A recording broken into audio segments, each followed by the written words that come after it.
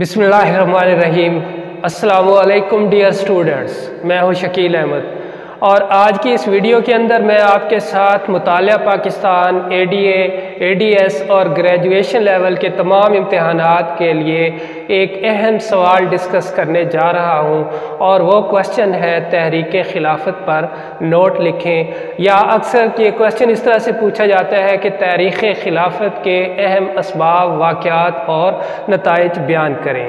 تو dear students, بڑھتے ہیں اس کوشچن کی طرف۔ تو سب سے پہلے آپ اس کوشچن کو سالو کرنے کے لیے آپ ہیڈنگ دیں گے کہ تحریک خلافت کا پس منظر۔ تو پس منظر کے ضمن میں ڈیئر اسٹوڈنٹس آپ لکھیں گے کہ خلافت اسلامی نظام حکومت کا ایک اہم ادارہ ہے۔ خلافت کی ابتدا اس وقت ہوئی جب نبی کریم صلی اللہ علیہ وسلم اس دنیا سے تشریف لے گئے اور آپ کے بعد حضرت ابوبکر رضی اللہ تعالی عنہ کو پہلا خلیفہ منتخب کیا گیا۔ اسلامی تاریخ کے اندر پہلے 4 خلفاء کو خلفائے راشدین کے نام سے یاد کیا جاتا ہے۔ تو ڈیئر اسٹوڈنٹس، خلفائے راشدین کے بعد خلافت بنو امیہ میں منتقل ہو گئی، اور بنو امیہ نے اپنی خلافت کا مرکز دمشق کو قرار دیا، اور بنو امیہ کی حکومت کا خاتمہ بنو عباس کے ہاتھوں ہوا، اور بنو عباس نے اپنی خلافت کا مرکز بغداد کو قرار دیا۔ بغداد پر جب منگولوں نے قبضہ کیا تو عباسی خلیفہ نے اپنا دارالحکومت مصر میں منتقل کر دیا، یہاں تک کہ جب 1517 عیسوی میں ترکی نے مصر پر قبضہ کیا تو وہاں عباسی سلطنت کا خاتمہ ہو گیا، اور اس طرح خلافت مصر سے ترکی منتقل ہو گئی، اور اس طرح اسلامی نظام خلافت مصر سے ترکی منتقل ہو گیا۔ ترکی کی خلافت عثمانیہ 20ویں صدی کے دوسرے عشرے تک قائم رہی، اور اس دوران دنیا بھر کے تمام مسلمان اور خاص طور پر برصغیر کے مسلمان ترکی کے اندر خلافت عثمانیہ کو اپنا مرکز و محور تصور کرتے تھے، اور انہوں نے دینی اور روحانی اعتبار سے اس کے ساتھ اپنا تعلق قائم رکھا۔ ڈیئر اسٹوڈنٹس، تحریک خلافت سے مراد وہ تحریک ہے جو برصغیر کے مسلمانوں نے خلافت عثمانیہ کو برقرار رکھنے کے لیے شروع کی تھی۔ 19ویں صدی کے آخر تک ترکوں کو یہ شرف حاصل رہا کہ پوری اسلامی دنیا انہیں اپنا قائد، رہنما اور پیشوا تسلیم کرتی تھی، اور خلافت اسلامیہ کی باغ ڈور انہی کے ہاتھ میں تھی۔ اس طرح پوری ملت اسلامیہ ایک مرکزیت کے تابع تھی، اور یہ ایسی بات تھی جو انگریزوں اور اس کے حواریوں کو کسی طرح گوارا نہ تھی۔ چنانچہ ترکوں اور عربوں کو آپس میں لڑوایا گیا تاکہ خلافت کا نظام ختم کر کے مسلمانوں کی مرکزی اور متحدہ قوت کو توڑا جا سکے۔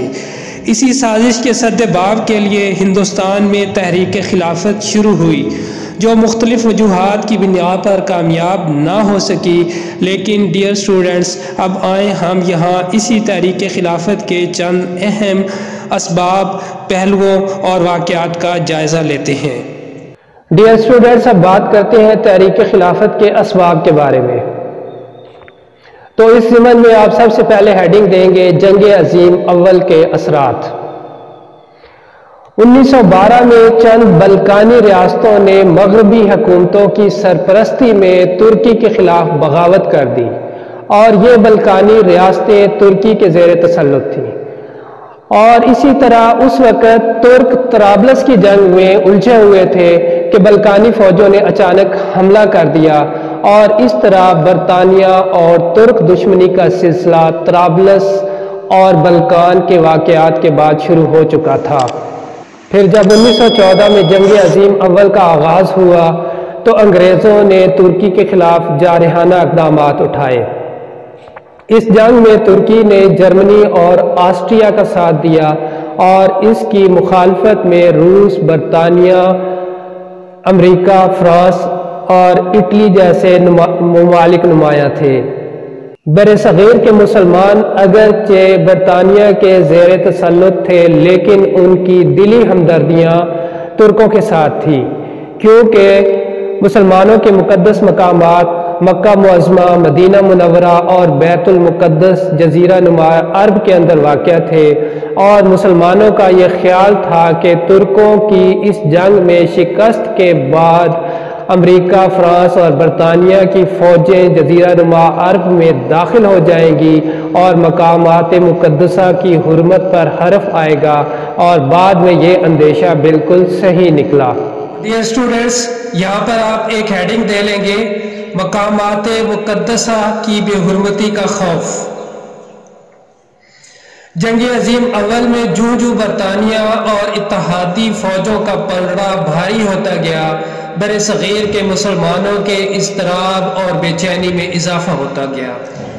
بر صغیر کے مسلمانوں کو ترکی کے انجام سے خوف آ رہا تھا، کیونکہ مسلمانوں کو ترکی کے ساتھ جذباتی لگاؤ تھا اور اتنی بڑی سلطنت ان کے لیے وجہ تسکین تھی، لیکن نظر آ رہا تھا کہ جنگ کے بعد ترکی کا جغرافیہ، سیاست اور حاکمیت بدل جائے گی۔ مسلمان برصغیر اس لیے بھی بے چین تھے کہ حجاز مقدس کا سارا علاقہ ترکی کے پاس تھا، اور ڈر تھا کہ جنگ میں شکست کے بعد اس علاقے کی بے حرمتی نہ ہو اور غیر مسلم افواج وہاں داخل نہ ہو۔ برطانیہ کے وزیر اعظم لارڈ جارج کو بر صغیر کے مسلمانوں کے جذبات کا علم تھا، اس لیے جنگ کے دوران انگریز حکومت کے نمائندوں نے بار بار مسلمانوں کو یقین دلایا کہ ترکی کی خلافت، حجاز مقدس اور مسلمانوں کے مقدس مقامات کو کوئی نقصان نہیں پہنچایا جائے گا، لیکن انگریز اپنے وعدے پر قائم نہ رہے۔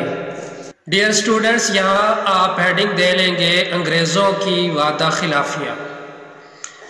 مدینہ منورہ اور مکہ معظمہ کی حرمت کے لیے متفکر مسلمان باہم صلاح مشورہ کرنے لگے۔ اسی دوران عربوں نے ترکوں کے خلاف دشمنی کو پروان چڑھایا۔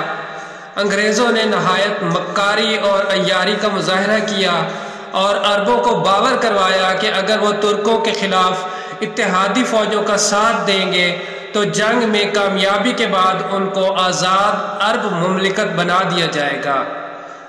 عرب نیشنلزم کو بھی ابھارا گیا۔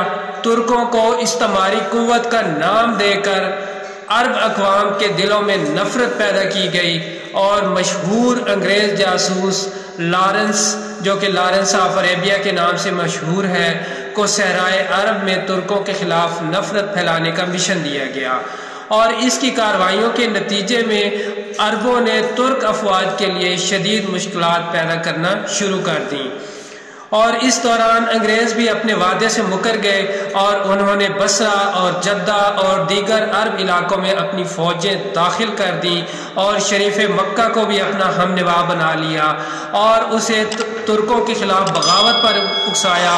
اس طرح شریف مکہ نے بھی ترکی کی خلافت عثمانیہ کے خلاف بغاوت کر دی۔ تو ڈیئر اسٹوڈنٹس، یہ وہ حالات تھے جن کے اندر بر صغیر کے مسلمانوں نے 1919 میں خلافت عثمانیہ کے تحفظ کے لیے ایک تحریک شروع کی، جو کہ تحریک خلافت کے نام سے جانی جاتی ہے۔ ڈیئر اسٹوڈنٹس، اب بات کرتے ہیں تاریخ خلافت کے مقاصد کے بارے میں۔ تو یہاں آپ ہیڈنگ دے لیں گے تحریک خلافت کے مقاصد۔ تو اس ضمن میں آپ لکھیں گے نمبر 1، ترکی میں عثمانی خلافت کو برقرار رکھا جائے۔ نمبر 2، سلطنت ترکی کے ٹکڑے نہ کیے جائیں اور اس کے اقتدار اعلیٰ کو برقرار رکھا جائے۔ نمبر 3، مقامات مقدسہ کے تقدس کا خیال رکھا جائے۔ تو ڈیئر اسٹوڈنٹس، یہ تھے وہ چند مقاصد جن کی خاطر تحریک خلافت کو آگے بڑھایا گیا۔ تو آئیں ڈیئر اسٹوڈنٹس، اب ہم تحریک خلافت کے اہم واقعات کے اوپر روشنی ڈالتے ہیں۔ تو ڈیئر اسٹوڈنٹس، یہاں آپ ایک ہیڈنگ دے لیں کہ تحریک خلافت کے اہم واقعات، اور اس کے نیچے آپ نمبر 1 پہ ایک ہیڈنگ دیں کہ خلافت کانفرنس کا قیام۔ تحریک خلافت کو منظم کرنے کے لیے 1919 میں ایک تنظیم قائم کی گئی جس کا نام خلافت کانفرنس رکھا گیا۔ اس تنظیم نے مسلمانوں کو منظم کیا اور مسلمانوں کو ایک پلیٹ فارم پر متحد کیا تاکہ خلافت کے حق میں آواز اٹھائی جا سکے۔ جس وقت یہ تنظیم قائم کی گئی اس وقت علی برادران یعنی مولانا محمد علی جوہر اور مولانا شوکت علی جیل میں تھے۔ جب جیل سے وہ رہائی پا کر آئے تو مولانا شوکت علی کو اس تنظیم کا جنرل سیکریٹری مقرر کر دیا گیا۔ اس تنظیم کا پہلا اجلاس نومبر 1919 میں دہلی کے اندر ہوا، جس کے اندر گاندھی نے بھی شرکت کی، اور اس تنظیم کا دوسرا اجلاس دسمبر 1919 میں ہوا، جس میں کانگریس، مسلم لیگ اور جمعیت علماء ہند نے بھی شرکت کی اور خلافت وفود تشکیل دینے کا فیصلہ کیا گیا۔ یعنی چند وفود تشکیل دیے گئے جو کہ حکومتی نمائندوں سے ملاقاتیں کریں گے اور ان سے خلافت کے بحال رکھنے کے سلسلے میں سفارشات پیش کریں گے۔ تو ڈیئر اسٹوڈنٹس، یہاں آپ ایک ہیڈنگ دے لیں گے کہ وفود کی روانگی۔ خلافت کمیٹی کی ہدایت پر جنوری 1920 میں 35 ارکان پر مشتمل ایک وفد وائسرائے ہند سے ملا، اور اس وفد کا مقصد وائسرائے ہند کو خلافت سے متعلق مسلمانوں کے جذبات سے آگاہ کرنا تھا، لیکن وائسرائے ہند نے کسی بھی قسم کی یقین دہانی سے معذرت کر لی۔ پھر اسی طرح ایک اور وفد فروری 1920 کے اندر برطانیہ روانہ ہوا، جس کے سربراہ مولانا محمد علی جوہر تھے۔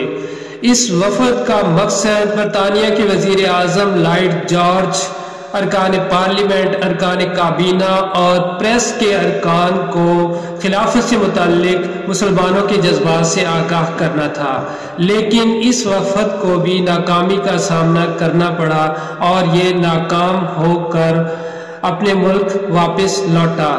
یہ وفد ابھی برطانیہ سے ہندوستان واپس لوٹا ہی نہیں تھا کہ سیور معاہدہ کے تحت ترکی کو اس کے بہت سے علاقوں سے بے دخل کر دیا گیا، اور اس طرح مصطفیٰ کمال پاشا اتاتürk کی قیادت سامنے آئی۔ ڈیئر اسٹوڈنٹس، یہاں آپ ایک ہیڈنگ دے لیں گے تحریک ترک موالات۔ خلافت وفد کی ناکامی اور معاہدہ سیور طے پا جانے کے بعد خلافت کمیٹی کی سربراہی میں آل پارٹیز کانفرنس منعقد کی گئی۔ اس کمیٹی کے اندر خلافت کی بحالی کا مطالبہ مسلم لیگ اور کانگریس نے پیش کیا، اور اسی اجلاس کے اندر گاندھی جی نے تحریک عدم تعاون کا بھی اعلان کر دیا، اور تحریک عدم تعاون کے سلسلے میں جو اہم فیصلے کیے گئے وہ یہ ہیں: اعزازی عہدے اور سرکاری خطابات واپس کر دیے جائیں۔ نمبر 2، سرکاری تقریبات کا بائیکاٹ کیا جائے۔ نمبر 3، سرکاری سکولوں سے طلباء کو نکال لیا جائے۔ نمبر 4، اپنے تنازعات سرکاری عدالتوں کی بجائے پنچایت میں طے کیے جائیں۔ نمبر 5، سرکاری ملازمتیں ترک کر دی جائیں۔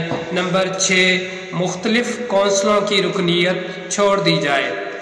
تو ڈیئر اسٹوڈنٹس، یہ تھے وہ چند اہم فیصلے جن کی بنیاد پر تحریک ترک موالات کو آگے بڑھایا گیا۔ ڈیئر اسٹوڈنٹس، تحریک خلافت کے اہم واقعات میں سے ایک واقعہ مسلمانوں کا افغانستان کی طرف ہجرت کا واقعہ بھی ہے۔ تو ڈیئر اسٹوڈنٹس، آپ یہاں ایک ہیڈنگ دے لیں گے تحریک ہجرت۔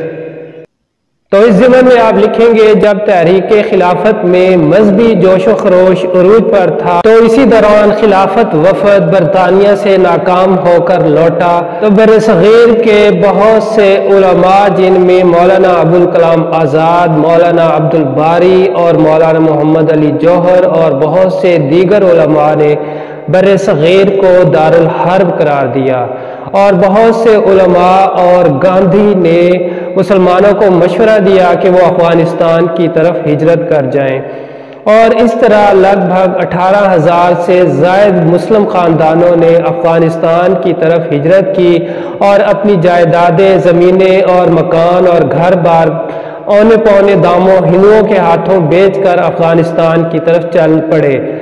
لیکن جب وہ افغانستان کی سرحد پر پہنچے تو افغان حکومت نے ان کو سرحد عبور کرنے کی اجازت نہ دی اور مجبوراً انہیں واپس آنا پڑا، اور اس مشکل وقت میں انہیں بہت سے مصائب کا سامنا کرنا پڑا۔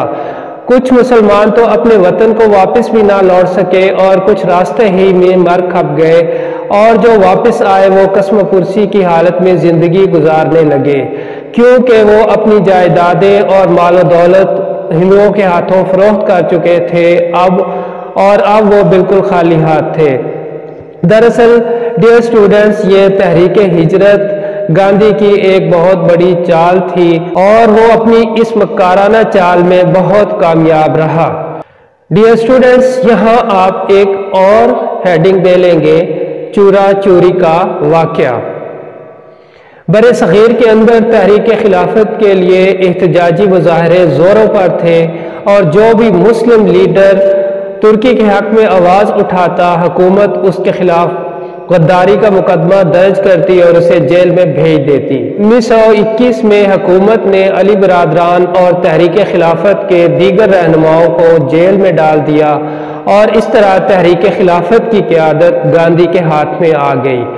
اور اس دوران ایک نہایت ہی اہم واقعہ رونما ہوا کہ تحریک خلافت کے حق میں احتجاجی مظاہرے جاری تھے کہ مشتعل افراد نے اتر پردیش کے ایک گاؤں چورا چوری کے اندر پولیس کے ساتھ جھڑپ کے اندر ایک تھانے کو آگ لگا دی، اور سارا تھانہ جل کر خاکستر ہو گیا، اور چورا چوری گاؤں کے تھانہ کے اندر 22 سپاہی جل کر راکھ ہو گئے۔ اور یہ واقعہ جب گاندھی جی کے پاس اس واقعے کی جب خبر پہنچی تو انہوں نے فوری طور پر تحریک ترک موالات اور تحریک خلافت کے خاتمے کا اعلان کر دیا۔ اس طرح مسلمانوں کے مفادات کو بہت ٹھیس پہنچی۔ ڈیئر اسٹوڈنٹس، یہاں آپ ایک ہیڈنگ دے لیں گے کہ تحریک خلافت کا خاتمہ۔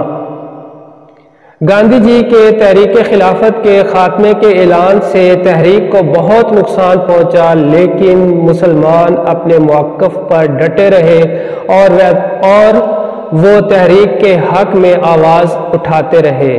لیکن اسی دوران 4 مارچ 1924 کو مصطفی کمال پاشا اتا ترک نے ترک خلیفہ عبد المجید کو ترکی سے نکال دیا، اور اس طرح ترکی کی خلافت کا خاتمہ ہو گیا، اور اب بر صغیر میں چلنے والی یہ تحریک خلافت بالکل بے اثر ہو کر رہ گئی۔ اس ضمن میں علامہ اقبال کا ایک شعر بہت مشہور ہے، چاک کر دی ترک ناداں نے خلافت کی قبا، سادگی اپنی دیکھ اوروں کی عیاری بھی دیکھ۔ ڈیئر اسٹوڈنٹس، آپ بات کرتے ہیں تحریک خلافت کے اثرات کے بارے میں، تو اس ضمن میں آپ سب سے پہلے ہیڈنگ دے لیں گے کہ مسلم لیڈروں کا عوام سے رابطہ۔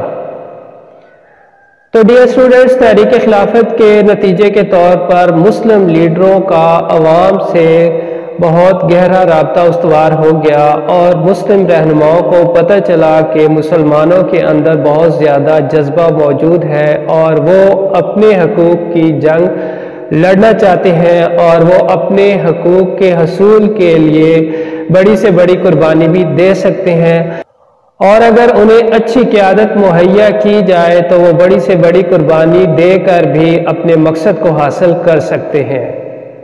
مزید یہ کہ اس تحریک کے نتیجے میں مسلمانوں کے اندر سیاسی شعور بھی پیدا ہوا، اور انہیں پتہ چلا کہ وہ کسی بھی بڑے مقصد کی خاطر اگر ایک پلیٹ فارم پر متحد ہو جائے تو وہ مقصد یقیناً حاصل کر لیں گے، اور اس طرح مسلمانوں کے عام طبقہ کے اندر بھی سیاسی شعور پیدا ہوا، اور یہی سیاسی شعور بعد میں تحریک پاکستان اور پھر تخلیق پاکستان کا پیش خیمہ ثابت ہوا۔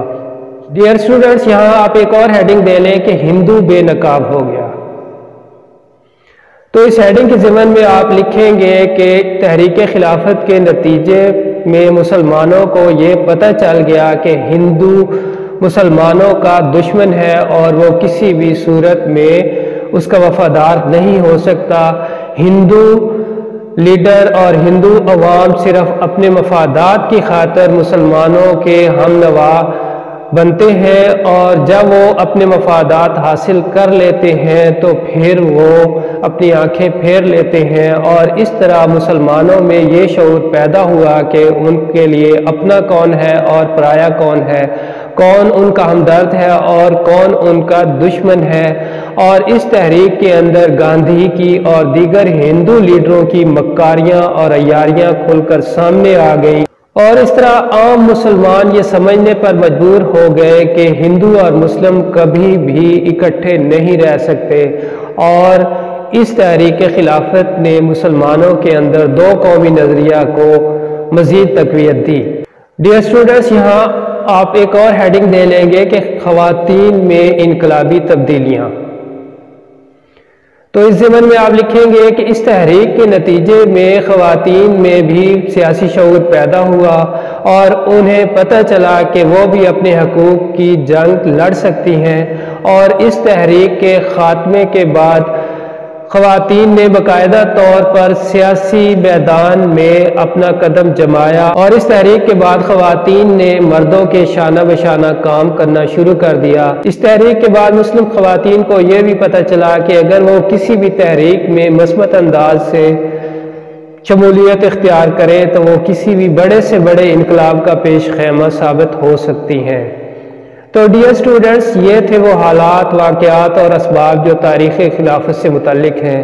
کیسی لگی یہ ویڈیو آپ کو ضرور بتائیے گا۔ ملتے ہیں جلد ہی کسی نئی ویڈیو کے اندر، تب تک کے لیے اللہ حافظ۔